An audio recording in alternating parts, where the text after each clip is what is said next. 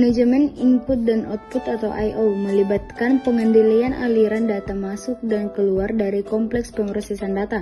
Dalam lingkungan otomatis, kita mungkin ingin mengubah pendekatan terhadap aktivitas I/O yang sebelumnya memerlukan intervensi manual seperti manajemen type dan printer.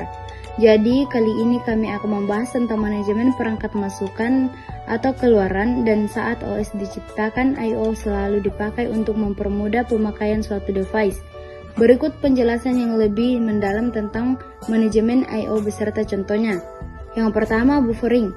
Buffering adalah praktek umum dalam manajemen I/O. Ini melibatkan penggunaan buffer atau area penyimpanan sementara untuk menampung data yang masuk atau keluar dari perangkat. Buffer digunakan untuk mengatasi perbedaan kecepatan antara perangkat input, output, dan CPU. Contohnya adalah ketika kita menyalin file dari hard drive ke USB drive. Data dari hard drive akan dibaca ke dalam buffer sebelum akhirnya ditulis ke perangkat USB. Ini membantu memperlancar aliran data dan menghindari situasi di mana CPU harus menunggu perangkat I/O selesai. 2. Caching. Caching adalah teknik yang digunakan untuk menyimpan salinan data yang sering diakses dalam memori cepat. Ini membantu mengurangi latensi dan meningkatkan responsivitas sistem.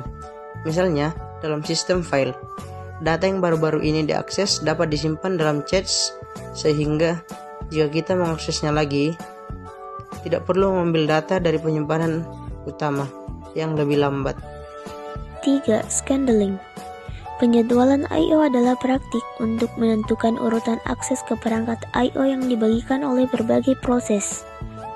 Ini mencakup penggunaan algoritma penjadwalan untuk mengatur antrean I/O.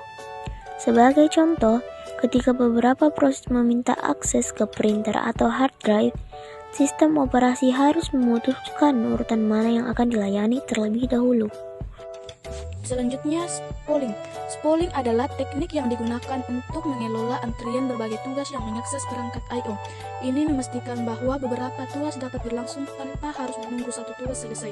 Contohnya adalah ketika Anda mencetak beberapa dokumen, data cetakan dari semua dokumen tersebut dimasukkan ke dalam antrian atau spool, sehingga printer dapat mencetak dokumen-dokumen tersebut satu persatu tanpa harus menunggu dokumen pertama selesai. 5. Direct Memory Access atau bisa disebut DMA. DMA adalah mekanisme yang memungkinkan perangkat keras lain seperti kartu grafis atau kartu jaringan untuk mengakses langsung memori sistem tanpa intervensi CPU. Contohnya adalah ketika kartu grafis perlu mentransfer data gambar besar dari RAM ke layar.